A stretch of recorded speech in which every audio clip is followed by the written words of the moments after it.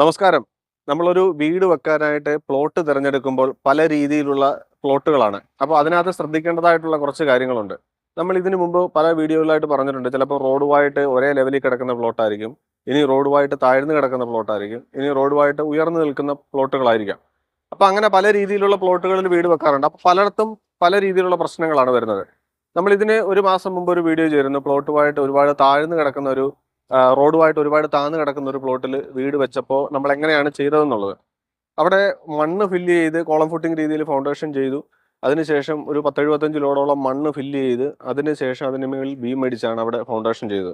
അപ്പോൾ പലരും ഒരുപാട് പേര് കമൻ്റായിട്ട് ഇപ്പം നിങ്ങൾ നോക്കിയാൽ അറിയാം, കമൻ്റായിട്ട് വളരെ മോശമായിട്ടുള്ള അഭിപ്രായങ്ങളാണ്. എന്തിനാണ് അത്രയും മണ്ണ് ഫില്ല് ചെയ്തത്, ഒരുപാട് പൈസ നമുക്കതിൽ നിന്ന് നഷ്ടം വന്നു, അവിടെ സ്ലാബ് അടിച്ച് അതിൻ്റെ ഒരു സെല്ലാർ ഫ്ലോറായിട്ട് ചെയ്താൽ പോരായിരുന്നു, അത്രയും മണ്ണിൻ്റെ കോസ്റ്റ് വന്നതുകൊണ്ട് അത്രയും നഷ്ടമല്ലേ വന്നതെന്നൊക്കെ. അപ്പോൾ അത് പല കേസിൽ അങ്ങനെ ചെയ്യാം. ചിലർക്ക് ഓരോ താല്പര്യം ഉണ്ടായിരിക്കാം.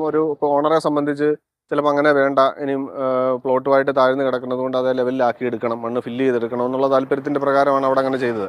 അപ്പോൾ ഈ ഒരു സൈറ്റ് കണ്ടാൽ നിങ്ങൾക്ക് മനസ്സിലാകും ഇവിടെ അതേ പ്രശ്നമുള്ളതിനാണ്. റോഡുമായിട്ട് താഴ്ന്നു കിടക്കുന്ന ഇതേപോലെ സ്ലോപ്പായിട്ട് കിടക്കുന്ന ഒരു പ്ലോട്ടാണ്. ഇവിടെ നമ്മൾ ചെയ്തിരിക്കുന്ന രീതി എന്ന് പറയുന്നത് സെല്ലാർ ഫ്ലോറായിട്ട് തന്നെയാണ്. സെല്ലാർ എന്ന് പറഞ്ഞാൽ ഇതിൻ്റെ അടി താഴെ ഒരു ഫ്ലോർ വീട് തന്നെയാണ്. ഇവിടെ ഒരു റൂമായിട്ട് ചെയ്തു, ഇതിൻ്റെ മേളിലേക്ക് വീണ്ടും ഒരു വീടായിട്ട് 2 നിലയായിട്ട് ചെയ്തു. ഇവിടെ താഴെ ഇത്രയും ഭാഗം ഒരു കാർ പാർക്കിംഗ് ആയിട്ട് ഇവിടെ റോഡുമായിട്ട് വരുന്ന രീതിയിൽ സ്ലോപ്പ് ചെയ്താണ് അങ്ങോട്ട് ബീമും സ്ലാബും ചെയ്തിരിക്കുന്നത്. ഇപ്പോൾ ഇവിടെ ഒരു കിണർ വന്നിട്ടുണ്ട്. ഇതിപ്പോൾ നമുക്ക് രണ്ടാമത്തെ ഇതിൻ്റെ മേളിൽ സ്ലാബ് ചെയ്ത് ഇത് കവർ ചെയ്തെടുക്കാനായിട്ടാണ്. അപ്പോൾ ഇങ്ങനെയാണ് ഇവിടെ ചെയ്തിരിക്കുന്നത്. ഇതിപ്പോൾ ഇത്രയും ഹൈറ്റ് നമുക്ക് ഇത്രയും താഴോട്ട് വന്നാൽ പോലും നമുക്കൊരു 5 അടി ഹൈറ്റിലാണ് ഇവിടെ ഇതിൻ്റെ റൂഫ് നിൽക്കുന്നത്. അപ്പോൾ ഇതിൻ്റെ മേളിൽ നമുക്ക് മേളത്തെ നിലയിലേക്കുള്ള വീടിലേക്കുള്ള കാർ പോർച്ചായിട്ട് ഉപയോഗിക്കുകയും ചെയ്യാം. ഇവിടെ ഇതിന് അനുസരിച്ച് ഇവിടെ ഒരു സിറ്റിംഗ് ഏരിയയും അതേപോലെ ഒരു ഫ്രണ്ടേജും ഒക്കെ കിട്ടുന്നുണ്ട് ഈ താഴ്ഭാഗത്ത്. ഇത് സിറ്റ് ഔട്ട്, ഇവിടുന്ന് അകത്തോട്ട് കയറാവുന്ന ഫ്രണ്ട് ഡോറാണ് ഇവിടെ. അപ്പോൾ നമ്മൾ പറഞ്ഞു വന്നത്, ഇപ്പോൾ ഒരു വീട് വെക്കുമ്പോൾ ഇപ്പോൾ താഴ്ന്നു കിടക്കുന്ന പ്ലോട്ട് ഉണ്ടാവാം, അല്ലെങ്കിൽ റോഡുമായിട്ട് ഉയർന്നു കിടക്കുന്ന പ്ലോട്ട് ഉണ്ടാവും. അപ്പോൾ ഉയർന്നു കിടക്കുന്ന പ്ലോട്ടിലുള്ള ഒരു പ്രശ്നം എന്ന് പറഞ്ഞാൽ നമുക്ക് അത്രയും മണ്ണ് കട്ട് ചെയ്ത് മാറ്റിയിട്ട് വേണം ഒരു പക്ഷേ വീട് വെക്കാനായിട്ട്. നമുക്ക് ഗേറ്റ് വരുമ്പം അത് തുറക്കാൻ പറ്റത്തില്ല, അല്ലെങ്കിൽ സ്ലൈഡിങ് ഗേറ്റ് വെക്കേണ്ടി വരും, അല്ലെങ്കിൽ വണ്ടി കയറാൻ ഒരുപാട് കുത്തനെ കയറ്റി മുകളിലേക്ക് കൊണ്ടുവരാൻ മുറ്റത്തേക്ക് വളച്ചെടുക്കാനൊക്കെ ബുദ്ധിമുട്ട് കാണും.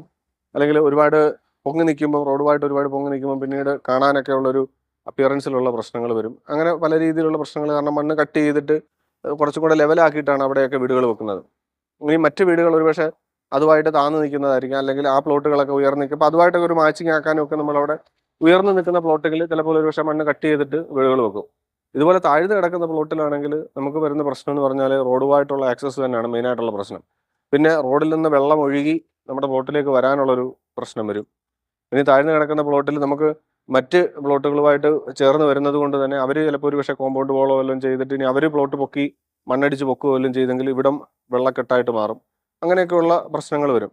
അപ്പം ഈ ഒരു രീതി എന്ന് പറഞ്ഞത് കുറച്ചും കൂടെ ഏറ്റവും കൂടുതൽ ആൾക്കാർ ചെയ്യുന്ന ഒരു രീതി തന്നെയാണ്. പ്ലോട്ട് ഇപ്പോൾ താഴ്ന്നു കിടക്കുന്ന പ്ലോട്ടിൽ നമ്മൾ അതിനനുസരിച്ച് റൂഫിങ് ചെയ്തിട്ട് അതിൻ്റെ മുകളിലേക്ക് 2 നിലയായിട്ട് വീട് വെച്ചു. ഇപ്പോൾ താഴെ ആദ്യം നമ്മൾ സെല്ലാർ ഫ്ലോറായിട്ട് ജസ്റ്റ് കാർ പാർക്കിംഗ് മാത്രമായിട്ടായിരുന്നു ഉദ്ദേശിച്ചത്. പിന്നീട് അവിടെയും വീടായിട്ട് തന്നെ ചെയ്യാനായിട്ടുള്ള ഒരു പ്ലാനിങ് വന്ന് അങ്ങനെ അത് റൂമാക്കി മുകളിലും റൂമായിട്ട് തന്നെയാണ് ചെയ്തത്. അപ്പോൾ നമുക്ക് ഇവിടെ രണ്ടിടത്തെ ഒരു എക്സ്പെൻസിൻ്റെ ഒരു പ്രധാനമായിട്ട് നമ്മൾ നോക്കുകയാണെങ്കിൽ, ചിലവിൻ്റെ കാര്യത്തിൽ നോക്കുകയാണെങ്കിൽ അവിടെ നമ്മൾ ചെയ്തപ്പം മണ്ണ് അധികമായിട്ട് അടിക്കേണ്ടി വന്നു. ഇപ്പോൾ ഒരു 10 സെൻറ്റോ അല്ലെങ്കിൽ 15 സെൻറ്റോ ആണെങ്കിൽ ആ പ്ലോട്ട് മൊത്തത്തിൽ മണ്ണ് ഫില്ല് ചെയ്യേണ്ടതായിട്ട് വരും. ഇനി അതല്ല ആ വീട് നിൽക്കുന്ന ഭാഗമെങ്കിലും നമ്മൾ ഫില്ല് ചെയ്തെടുത്തിട്ട് ആ മണ്ണ് ഫില്ല് ചെയ്തിട്ട് വേണം വീട് വെക്കാനായിട്ട്. അപ്പോൾ ആ മണ്ണ് ഫില്ല് ചെയ്യുമ്പം നമുക്ക് കോമ്പൗണ്ട് വോൾ കുറച്ച് സ്ട്രോങ് ആയിട്ട് ചെയ്യേണ്ടി വരും. റിട്ടേണിങ് വോളായിട്ട് മണ്ണ് അതിനെ തടഞ്ഞു നിർത്തണം. അപ്പോൾ ചുറ്റും ബാക്കിയുള്ള പ്ലോട്ടുകളൊക്കെ താഴ്ന്നു കിടക്കുന്നതായിരിക്കും. അപ്പോൾ അതുകൊണ്ട് സ്ട്രോങ് ആയിട്ട് മതിൽ ചെയ്തിട്ടായിരിക്കണം മണ്ണ് ഫില്ല് ചെയ്യാനായിട്ട്. അപ്പോൾ അതിൻ്റെ ഒരു എക്സ്പെൻസ് വരും. അപ്പോൾ അവിടെ ഒരു പ്ലോട്ടിൽ തന്നെ ഏകദേശം ഒരു 10 ലക്ഷം രൂപയോളം എക്സ്ട്രാ നമുക്ക് അവിടെ ചിലവ് വന്നു. മണ്ണിൻ്റെതും അതേപോലെ മതിൽ കിട്ടുന്നതും അങ്ങനെയൊക്കെ ആയിട്ട്.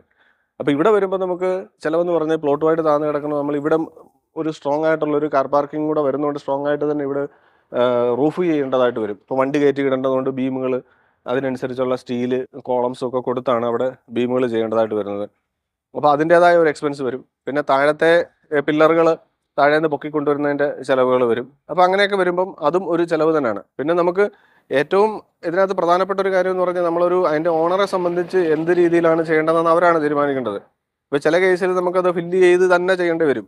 ചിലപ്പോൾ അവിടെ പില്ലറുകൾ കൊടുക്കാനോ അല്ലെങ്കിൽ സ്ലാബ് അടിച്ച് ചെയ്യാനോ വണ്ടി മുകളിലേക്ക് സ്ലോപ്പ് ചെയ്ത് കയറ്റാനോ ഒക്കെ ഉള്ളൊരു ബുദ്ധിമുട്ട് കാണും. ഇവിടെ നമുക്ക് റോഡുമായിട്ട് അല്പം പൊക്കിയാണ് നമ്മൾ ഈ സ്ലാബ് ചെയ്തത്. ഇവിടെ കണ്ടാൽ നിങ്ങൾക്ക് മനസ്സിലാവും, വണ്ടി വന്ന് കയറാനൊക്കെ കുറച്ച് കുഴപ്പമില്ല. മെയിൻ റോഡുമായിട്ട് ചേർന്ന് കിടക്കുന്നത് കൊണ്ട് വണ്ടി വന്ന് കയറാനും ഒക്കെ ബുദ്ധിമുട്ട്. പിന്നെങ്കിലും അത്യാവശ്യം സ്ലോപ്പ് ഉണ്ട്. ഇവിടെ നമ്മൾ റോഡുമായിട്ട് ഒരുപാട് താഴ്ത്തി ചെയ്യാൻ പറ്റാത്ത ഒരു പ്രശ്നം എന്ന് പറഞ്ഞാൽ ഇതൊരു 8 അടിയോളം ഹൈറ്റ് വ്യത്യാസമാണ് ഉള്ളത് റോഡുമായിട്ട്. നമുക്ക് ഇതിൽ നിന്ന് താഴ്ത്തി കഴിഞ്ഞാൽ അവിടെ നമുക്ക് റൂമിന്റെ ഹൈറ്റ് ഒരുപാട് താക്കേണ്ടി വരും. ഇപ്പം തന്നെ നമ്മളൊരു 10 അടി മിനിമം 10 അടി ഇച്ചിരി താഴ്ത്തിയാണ് നമ്മൾ ആ റൂഫിങ് ചെയ്തിരിക്കുന്നത്. അതിൽ കൂടുതൽ താഴ്ത്തി കഴിഞ്ഞാൽ അവിടെ ഹൈറ്റ് കിട്ടത്തില്ല. ഇനി അതുപോലെ ഫൗണ്ടേഷൻ ഇവിടെ എർത്ത് വർക്ക് താഴ്ക്കാനും പറ്റില്ല. അപ്പോൾ ഞാൻ മറ്റുള്ള പ്ലോട്ടുകളിൽ നിന്ന് വെള്ളം ഇങ്ങോട്ട് ഒഴുകി വരാനുള്ള പ്രശ്നം വരും. അപ്പോൾ അതുകൊണ്ട് അവിടെ മണ്ണ് താഴ്ത്തി കുറച്ചും കൂടെ ഫൗണ്ടേഷൻ താഴ്ത്താനും നമുക്ക് ബുദ്ധിമുട്ടാണ്. അപ്പോൾ ഒരു മിനിമം രീതിയിൽ ചെയ്തു. പിന്നെ റോഡുമായിട്ട് അത്യാവശ്യം ഹൈറ്റ് സ്ലോപ്പും കൂടെ കിട്ടണം. പിന്നെ ഇവിടേക്ക് മറ്റ് വണ്ടിയൊക്കെ കയറി കിടക്കാവുന്ന ഒരു സാഹചര്യം കൂടെ ആക്കുന്ന രീതിയിലാണ് ഈ റൂഫിന്റെ ഹൈറ്റ് നമ്മൾ സെറ്റ് ചെയ്തത്. അപ്പം പല പ്ലോട്ടുകൾ ഇപ്പോൾ ഒരുപാട് ഏരിയ ഉള്ള പ്ലോട്ടാണെങ്കിൽ, ഇപ്പോൾ ഒരു ലെങ്തി ആയിട്ട് കിടക്കുന്ന പ്ലോട്ട് അല്ലെങ്കിൽ വണ്ടി തിരിഞ്ഞ് കയറാനോ ഒക്കെ ബുദ്ധിമുട്ടില്ലാത്തടത്തും ഒക്കെ ആണെങ്കിൽ അങ്ങനെയുള്ള പ്രശ്നങ്ങൾ വരത്തില്ല. ചെറിയ പ്ലോട്ടുകളിലൊക്കെ ചെയ്യുമ്പം വണ്ടി കയറാനും അല്ലെങ്കിൽ ഗേറ്റ് വെക്കാനും ഒക്കെയുള്ള ബുദ്ധിമുട്ട് വരും. ഇപ്പോൾ ഇവിടെ ഒന്നും കോപ്പണബിൾ ആയിട്ടുള്ള ഗേറ്റ് വെക്കാൻ ബുദ്ധിമുട്ട് വരും. ഇപ്പോൾ പൊങ്ങി നിൽക്കുന്ന സ്ലാബ് ആയതുകൊണ്ട് അടി തട്ടും അല്ലെങ്കിൽ വരയാനൊക്കെ ഉള്ള സാധ്യതയുണ്ട്. അപ്പോൾ അത് കാരണം നമ്മൾ സ്ലൈഡിങ് ഗേറ്റുകളൊക്കെ ആയിരിക്കും ഇവിടെ കൊടുക്കാൻ സാധ്യത കൂടുതൽ. അപ്പോൾ അങ്ങനെയൊക്കെയുള്ള കാര്യങ്ങളുണ്ട്. അപ്പോൾ ഒരു വീട് വെക്കാൻ പോകുമ്പോൾ നമുക്ക് ഇപ്പം ചിലരും ചീപ്പ് റേറ്റ് ആയിട്ട് സ്ഥലങ്ങൾ വാങ്ങും വില കുറച്ച്. പക്ഷേങ്കിൽ അവിടെ നമുക്ക് അധിക പൈസ നമുക്ക് ഇതേപോലെയുള്ള പ്ലോട്ടുകളിൽ ചിലവായിട്ട് വരും. ഇപ്പം നിരപ്പായിട്ട് കിടക്കുന്ന ഒരു പ്ലോട്ടിൻ്റെ റോഡുമായിട്ട് അല്പം മിനിമം നല്ല രീതിയിലുള്ള ഒരു പ്ലോട്ട് എന്ന് പറഞ്ഞത് റോഡുമായിട്ട് ഒരടിയെങ്കിലും മിനിമം പൊങ്ങി നിൽക്കുന്ന ഒരു പ്ലോട്ടാണ്. ഒരുപാട് താഴ്ന്നതും പറ്റത്തില്ല, ഒരുപാട് പൊങ്ങി നിൽക്കുന്നതുമായിട്ട് പ്ലോട്ടുകൾ പറ്റില്ല. അപ്പം ഇപ്പം നമ്മളൊരു വീട് വെക്കാനായിട്ട് പ്ലോട്ട് വാങ്ങുമ്പോൾ ഈ ഒരു കാര്യങ്ങളും കൂടെ ശ്രദ്ധിച്ചായിരിക്കണം നമ്മൾ വസ്തു വാങ്ങാനായിട്ട്. അപ്പോൾ ഇന്നത്തെ വീഡിയോയിലൂടെ നമ്മൾ ചെറിയൊരു കാര്യങ്ങളാണ് നിങ്ങളുമായിട്ട് ഷെയർ ചെയ്തത്. നമ്മൾ രണ്ട് രീതിയിലുള്ള സൈറ്റുകളിലും ചെയ്ത രണ്ട് സൈറ്റിലും ചെയ്ത രണ്ട് രീതിയിലുള്ള ഫൗണ്ടേഷനും അതുപോലെ ആ സ്ലോപ്പ് സെറ്റ് ചെയ്തുമാണ് നമ്മൾ പറഞ്ഞത്. അപ്പോൾ പലരും ഇതിന് മുമ്പിട്ട വീഡിയോയിൽ ഇങ്ങനെ ചെയ്യാൻ പാടില്ല, ഒരുപാട് എക്സ്പെൻസ് വരുമെന്ന് പറഞ്ഞത് ഓരോരുത്തരുടെ താല്പര്യത്തിന് പ്രകാരമാണ് അങ്ങനെ ചെയ്യുന്നത്. ചിലപ്പോൾ അവർക്ക് സെല്ലാർ ഫ്ലോറായിട്ട് ചെയ്യേണ്ട ആവശ്യം ഉണ്ടാവില്ല. കറക്റ്റായിട്ട് ആ പ്ലോട്ട് മൊത്തത്തിൽ ലെവൽ ചെയ്തെടുത്തിട്ട് ചെയ്യാനായിരുന്നു അവർക്ക് താല്പര്യം. അത് കാരണമാണ് അങ്ങനെ ചെയ്തത്. ഇവിടെ പക്ഷേ നേരെ തിരിച്ചും ഇവർക്ക് ആ പ്ലോട്ട് താഴത്തെ ഭാഗം കൂടെ യൂസ് ചെയ്യുന്ന രീതിയിലാണ് ഇവിടെയും ചെയ്തത്. അപ്പോൾ ഈ വീഡിയോ തീർച്ചയായിട്ടും ഉപകാരപ്പെട്ടെങ്കിൽ മറ്റുള്ളവർക്കൊന്ന് ഷെയർ ചെയ്ത് കൊടുക്കുക. അതുപോലെ നിങ്ങൾ ഈ ചാനൽ ആദ്യമായിട്ടാണ് കാണുന്നതെങ്കിൽ ഒന്ന് സബ്സ്ക്രൈബ് ചെയ്ത് സപ്പോർട്ട് ചെയ്യുക. വീട് നിർമ്മാണവുമായിട്ട് ധാരാളം വീഡിയോകൾ ഇതിനു മുമ്പ് നമ്മൾ അപ്ലോഡ് ചെയ്തിട്ടുണ്ട്. അതൊക്കെ ഒന്ന് തീർച്ചയായിട്ടും കണ്ടു നോക്കാവുന്നതാണ്. Thank you.